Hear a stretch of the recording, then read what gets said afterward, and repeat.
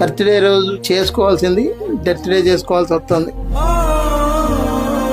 వాడు లేని నేను అసలు బయటికి కూడా రాను. వాడు బర్త్డే వాడు లేకుండా జరుపుకోవాల్సి వస్తున్నాడు. ఖమ్మం పట్టణంలోని వైఎస్ఆర్ కాలనీలో నివాసం ఉంటున్న మల్లారపు కృష్ణ స్వరూప దంపతులకు ఒక కూతురు ఒక కొడుకు సంతానం.